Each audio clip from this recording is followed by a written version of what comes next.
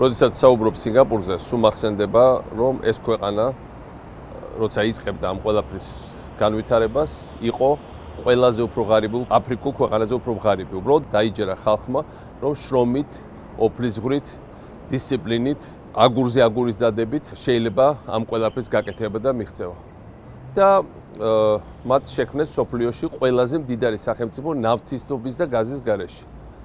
ყველაზე განვითარებული, ყველაზე დახვეწილი, ყველაზე უფრო კარგი განათლებით ახალგაზრდებისთვის, ყველაზე უფრო კარგი ჯანდაცვით ერთ-ერთი სოფლიოში, ყველა ასაკის თავის მოქალაქეებისთვის, განსაკუთრებით ხანდაზმულებისთვის, პრაქტიკულად ნულოვანი უმუშევრობის დონის ეკონომიკით. პრაქტიკულად ყველა აქ არის დასაქმებული. და მე როცა ამაზე ვსაუბრობ, მე მეაჩნია, რომ საქართველოს ბოლო წლებში მიდიოდა ამ მიმართულებით. ამათ დაჭირდათ 40 წელი. ჩვენ რასაც მივახცეთ 8 წელიწადში ემბარგოს პირობებში, თუმცა სინგაპურსაც არ ქონდა დალხენით საერთაშორისო ვითარება. ამათაც პრობლემები დღემდე აქვს მეზობლებთან.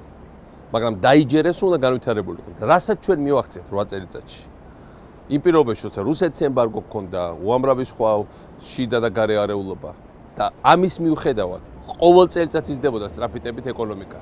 მივიღეთ პოზიტიური მიგრაციო ბალანსი, უფრო მეტი ბრუნდებოდა საქართველოში, მიდიოდა საქართველოსთან პრაქტიკულად თითქმის მთელი ამ წლების განმავლობაში. ავაშენეთ ახალი ქალაქები. კიდევ რომ ეს გაგრძელდეს 20-30 წელიწადი, აი ესეთი უწყვეტი განვითარება.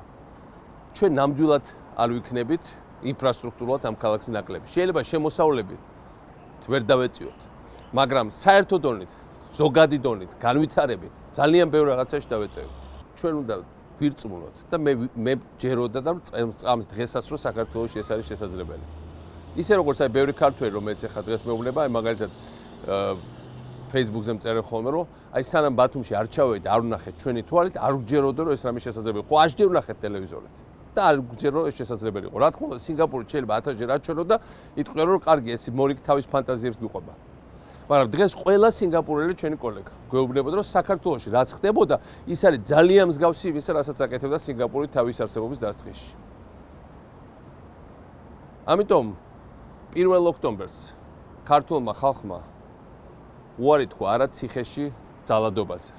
იმიტომ რომ სამწუხაროდ 1 ოქტომბრის შემდეგ ის რაც ჩვენც ვერ აღმოფხვერით ბოლომდე, განუკითხაობდა ძალადობა დიდი მასშტაბებით გრძელდება და ზოგჯერ უფრო დიდი მასშტაბებითაც საქართველოს საპატიმროებში. მე არ მინდა რომ გამოვიდეს ისე, რომ 1 ოქტომბერს ჩვენ უარი ძალადობაზე კი არ ვთქვით ციხეში.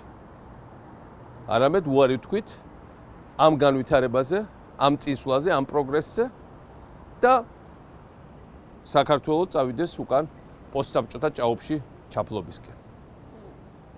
ამიტომ ყველამ უნდა მე მგონი გავაანალიზოთ რა მოხდა ზუსტად. უნდა ვიფიქროთ როგორ გამოსწორდეს სიტუაცია, როგორ შეჩერდეს ეკონომიკური ვარდნა, როგორ გაგრძელდეს საქართველოს სწრაფი განვითარება, იმიტომ რომ ეს ყველაფერი, რასაც აქ უყურებთ და რაც ამ დღეებში ნახე, არის შესაძლებელი და გაკეთებადი. ჩვენ არავის ნაკლებად ნიჭიერი ხალხი არა ვართ. არავის ნაკლები შრომელი ხალხი შეგვიძლია რომ ვიყოთ. ჩვენ ტყუილად ჩაგვაგონებენ რომ ჩვენ ვართ უნიჭო ხალხი, განუვითარებელი ხალხი, საქართველოს არის პატარა სოფელი, რომ საქართველოს ხალხის გონებრივი და ინტელექტუალური შესაძლებლობები, რომ ცუდი ტრადიციების საშუალებას არ მოგცემს თურმე განვითარების, ეს ყველაფერი არის სრულიად მიუღებელი და არასწორი. მე ნახე შრომელი, მოაზროვნე, კარგი გაგებით ამბიციური საქართველოს ბოლო წლებში. და ესეთი საქართველოს უნდა გაგრძელდეს. და ასეთი საქართველოს მიაღწევს ამ განვითარების დონესაც და ბევრ სხვა რაღაცასაც თუ ყველა ერთად ამას მოვინდომებთ.